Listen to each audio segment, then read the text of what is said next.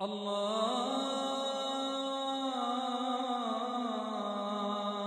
أكبر الله أكبر.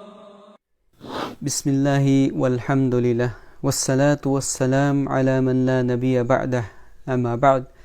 السلام عليكم ورحمة الله وبركاته. Mga kapatid sa pananampalatayang Islam, unang-una ay pinupuri natin ang Allah subhanahu wa ta'ala na tanging Panginoon at Diyos ng sanlibutan. Naway ang habag at pagpapala ng Allah subhanahu wa ta'ala ay mapasa ating mahal na propeta na si Muhammad sallallahu alaihi wasallam. Ganon din sa kanyang mga kasamahan, sa kanyang mga pamilya, at sa lahat ng mga taong tumahak ng kanyang landas hanggang sa huling araw. Tunay mga kapatid, ng Allah subhanahu wa ta'ala ay kanyang pinahalagahan ang isang haligi na ito sa pananampalatayang Islam. Ganon din ang kanyang huling propeta na si Muhammad sallallahu alaihi wasallam, at ito ay walang iba kundi ang pagtatayo ng pagdarasal sa takdang oras nito. Kaya naman ganon na lang ang kanilang pagpapayo at pagbibigay babala sa pag-iingat sa pagtatayo ng isang napakahalagang uri ng pagsamba na ito para kay Allah subhanahu wa ta'ala na nagsisilbing koneksyon sa Kanya. Kaya naman ang Allah subhanahu wa ta'ala, kung titignan natin sa banal na Quran, ay Kanyang sinabi, Inna salata kanat alal mu'minina kitaban mawquta. Tunay na ang pagdarasal sa mga mananampalataya ay may mga takda itong mga oras o may itinalaga itong mga oras, partikular na oras. At ganoon din ang propeta Muhammad sallallahu alaihi wasallam, siya ay nagsabi, Al-ahdu baynana wa baynahum as-salah, faman tarakaha faqad kafar. Yung matibay na yung nagpapatibay sa atin bilang mananampalataya, na nasa pagitan natin na mga mananampalataya, ganun din sa mga hindi mananampalataya, ay ang pagdarasal. Ibig sabihin, ito yung pagitan natin, ang pagdarasal. Sino man ang nag-iwan nito, nag-iwan ng pagdarasal, ay tunay siya ay nakagawa ng kufur, o kaya yung hindi pananampalataya kay Allah subhanahu wa ta'ala. At ganun din, makikita natin mga kapatid sa pananampalatayang Islam na ang ating mga scholar sa kanilang mga salita, sa kanilang mga salaysay, ay kanilang sinasabi na ang pag-iwan ng pagdarasal o hindi pagsasabuhay nito sa tamang oras nito ay isa ito sa mga pinakamalaking kasalanan. Na sabi nila, ito ay mas malaki pa sa kasalanan ng pangalonya o kaya pakikiapid o kaya pagpatay ng isang sarili ng walang na hindi makatarungan o kaya sa kasalanan ng pagdanakaw. So alamin po natin yung sinabi ni Al-Imam Ibn Al-Qayyim sa kanyang kitab As-Salah, sa kanyang libro na pinamagatan itong As-Salah. Kanyang sinabi, La yakhtalifu al-muslimun anna tark as-salah al-mafruda amdan min a'dami ad-dhunub. Sabi niya, hindi nagkakaroon ng pagtatalo ang mga Muslim na ang pag-iwan ng pagdarasal na obligado, na ito ay iniwan mong sinasadya mong iniwan, ay ito ay isa sa mga pinakamalaking kasalanan, wa akbarul kabair, at pinakamalaking ito ay napapabilang sa napakalaking mga kasalanan. Wa inna ithmahu a'zam 'inda Allah min ithmi qatlin nafs. Na ang pagkakasala na ito, sabi niya, yung pagkakasala na ito ay mas malaki pa para kay Allah subhanahu wa ta'ala kaysa sa pagkakasala ng pagpatay ng isang tao o isang nilalang. Wa akdul amwal wa min ithmi zina, at ganun din yung pagkuha ng kayamanan na hindi makatarungan. Ibig sabihin, katulad ng yung hindi makatarungang pagkuha ng pera. Wa min ithmi zina was sarika, at ganun din mas malaki pa ito kaysa sa kasalanan ng pangangalunya o pakikiapid was sarika, at ganun din sa pagnanakaw, kasalanan ng pagnanakaw, wa syurbil khamr, at ganun din sa pag-inom ng alak. Wa annahu muta'arridun li'uqubatillah wa sakhatihi wa khizyihi fid dunya wal akhirah, na ang taong ito, sabi niya, siya ay malapit sa kaparusahan ng Allah subhanahu wa ta'ala, ganun din sa kanyang puot dito sa mundo, ganun din sa kabilang buhay. So dito sa sinabi ni Ibnul Qayyim rahimahullah ta'ala ukol sa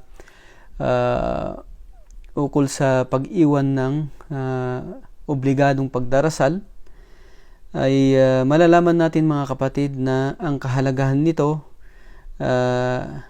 sa ating mga Muslim, na kung saan sabi niya dito na hindi nagkaroon ng pagtatalo. Ibig sabihin na ang mga Muslim ay nagkasundo. Ibig sabihin, yung mga scholar natin nagkasundo na ang kasalanan na ito ay mas malaki pa kaysa sa kasalanan ng mga malalaking mga kasalanan na ito na nabanggit natin kanina, katulad ng pagpatay ng hindi makatarungan, pangangalunya, pagnanakaw. So ganito ka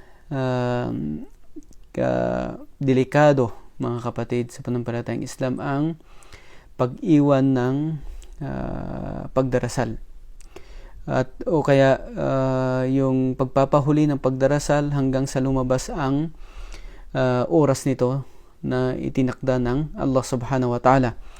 So dito, mga kapatid, sa pananampalatayang Islam, kaya natin binanggit ang bagay na ito na ating topic ngayon, ay dahil alam natin nakikita natin na may ilan sa mga kapatid natin na nag-aayuno sa buwan ng Ramadan ay hindi nila pinapahalagahan yung pagtatayo ng pagdarasal sa takdang oras nito. Bagkus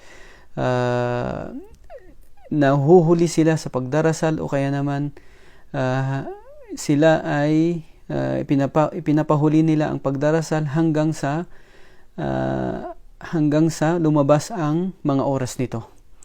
So masasabi natin na isa sa mga malaking dahilan nito ay dahil sa pagpupuyat nila ng gabi. So dahil dito nakakaligtaan nila yung pagdarasal ng duhur o kaya pagdarasal ng asr. Sila ay nakakagising na lamang sa before ng maghrib, kapag sila ay malapit ng iftar o kaya mag-break ng kanilang fasting. So ito ay masasabi natin, mga kapatid, na pagwawalang bahala sa mga napakahalagang uri ng pagsamba kay Allah subhanahu wa ta'ala. Lalong-lalo na, mga kapatid, na ito ay isa sa mga haligi ng Islam, na kung saan dapat na isabuhay ng bawat Muslim. So iwasan natin, mga kapatid, ang pagpupuyat. Ganun din, iwasan natin yung paggawa ng mga bagay na wala naman tayong benepisyong makukuha rito. So mga gawain na hindi naman makapagbibigay sa atin ng benepisyo. So ito yung mga dahilan kung bakit hindi natin na isasagawa, na nagiging dahilan na kung bakit hindi natin na isasagawa ang napakahalagang uri na ito ng pagsamba kay Allah subhanahu wa ta'ala. At alam natin ang bagay na iyon.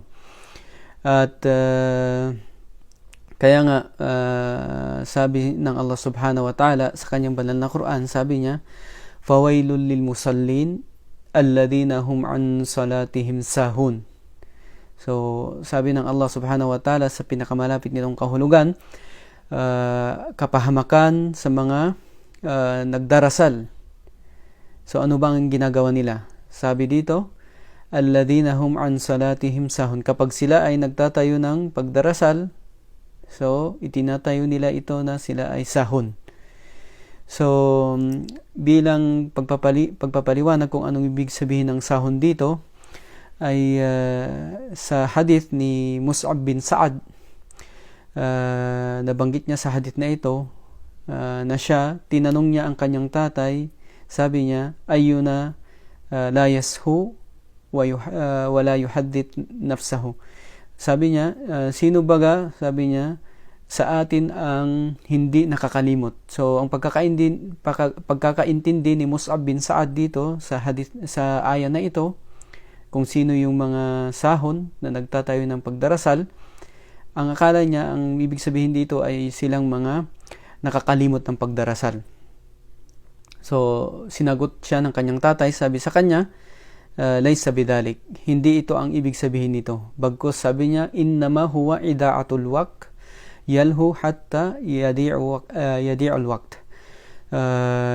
Ang ibig sabihin ng sahu dito, o kaya yung o kaya yung sahu, ang ibig sabihin ng sahu dito, sabi niya, ay ang yung pagsasayang ng oras. Ibig sabihin, siya ay naglalaro hanggang sa masayang ang kanyang oras. So may ginagawa siyang mga bagay na nagiging dahilan kung bakit nasasayang ang kanyang oras. So ito yung ibig sabihin ng sahu. So silang mga nagdarasal na kapag sila ay nagtatayo ng kanilang pagdarasal, ibig sabihin kanilang sinasayang ang kanilang oras hanggang sa lumabas ang takdang oras ng pagdarasal.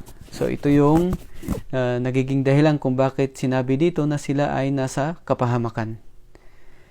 So mga kapatid, bilang pagpapayo sa ating mga Muslim, ay